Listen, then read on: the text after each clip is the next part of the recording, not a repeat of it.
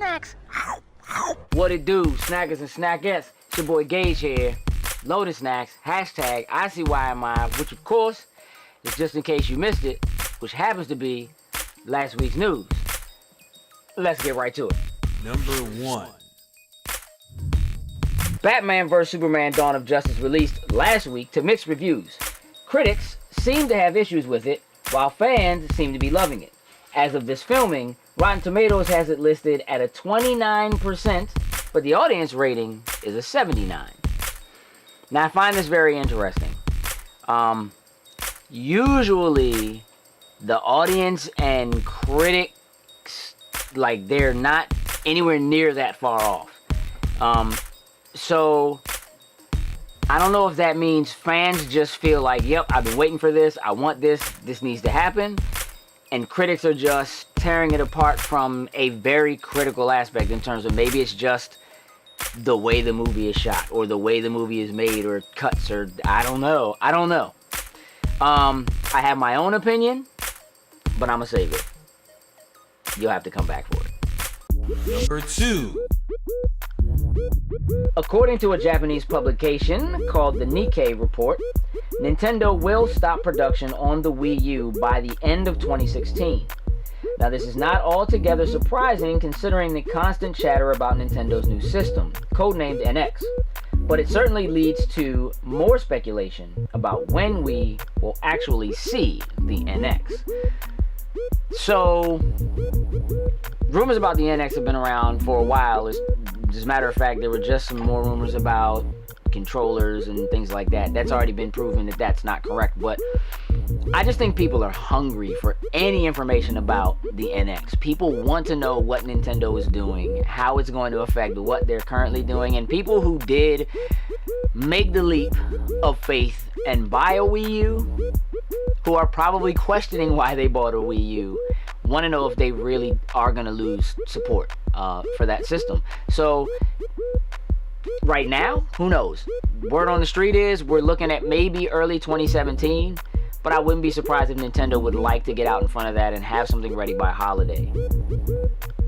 Not at all. But we'll see. Let me know what you think. Drop a comment below. Are you excited about NX? I don't know if I am or not yet. Coop, you excited about NX? Yeah. Terrible. Number 3. In sadder news, actor-comedian Garry Shandling passed away at age 66. Most recently, Shandling was seen as a member of Hydra in Captain America: The Winter Soldier. We unfortunately also lost one of hip-hop's greats in Phife, Dawg of A Tribe Called Quest. His contributions to the culture will never be forgotten, and both will be sorely missed. Rest in peace.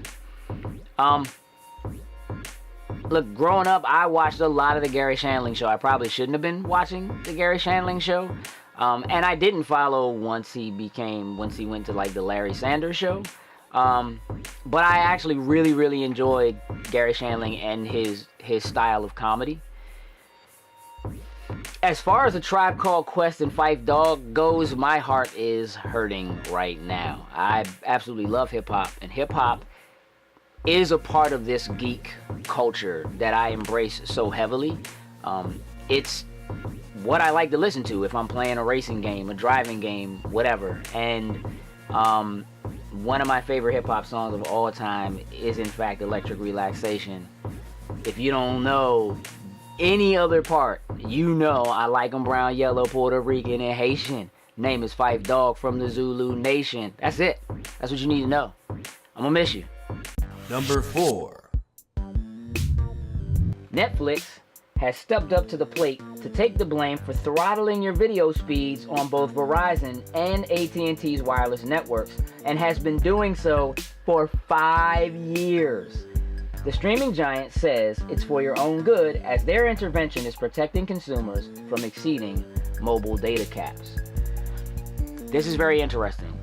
Essentially what happened was people began to blame Verizon and AT&T for the fact that they weren't seeing like the full quality of their streams when they were watching video on their mobile platforms. And Netflix essentially jumped out and said, nah, it's not them, it's us. We're doing it, and we're doing it on purpose. we're actually saving you money by keeping you from going over your data limits or what have you.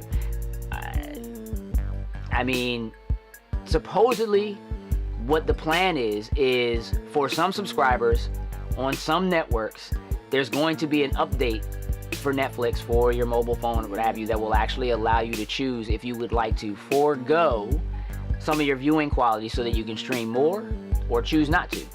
It's not going to be across the board, but it's supposed to be coming next month. Let me know how you feel about this. Honestly, at this point, if they've been doing it for 5 years and nobody noticed until now, I don't think it's that deep. But I don't watch Netflix on my phone either, so I like the big screen. Let me know. Number 5. On the heels of Microsoft announcing that the Xbox may have upgrades and iterations during this console cycle, rumors have begun to swirl about a new version of the PlayStation 4.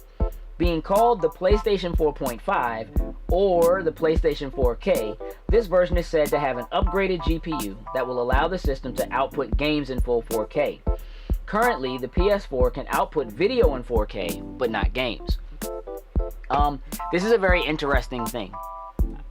I don't know if this is a direct response to the fact that Microsoft is saying that there will probably be iterations that will improve what the system can do over time, but currently what it looks like the game industry may be going for is something very similar to what you find in iPhones, or almost in any cell phone, where you go from an iPhone 5 and then they release like a 5S, and so it's got a few bells and whistles that the other one didn't have, but it's essentially the same one. It's not the iPhone 6 or the iPhone 7. Part of why this is interesting is because with game hardware, it's people, that's a huge investment for a lot of people, and so whether or not that's going to be something that's going to be parts that you can swap out, that'll be USB, or you have to buy a whole new system, still remains to be seen. But having an increased GPU might be a really smart move for Sony to make with the coming PlayStation VR, because currently with the VR there's this box that you have to have it almost looks like a mini PlayStation 4 that has to be attached to the system so that it can output the screen to the visor and to your television at the same time. And maybe all of that with a newer GPU can be housed within one system and you won't need that piece. Could also mean a reduced price for the PlayStation VR in future iterations. Obviously it remains to be seen. Some people may feel burnt. Clearly people are still buying PlayStation 4s right now, but that's tech. If you buy now, there's going to be a new version coming. So maybe they're going to push that trade-in industry, and it'll be something that happens with systems. Let me know what you guys think. Drop us a line, drop us a comment. Make sure you hit the subscribe button. And don't forget to go and check us out on our podcast. We're available on iTunes. Just search Loading Snacks. We're also available on Stitcher or anywhere else that you get your podcast news and information. With that, I'm Gage. I'm out. Toodles and lose.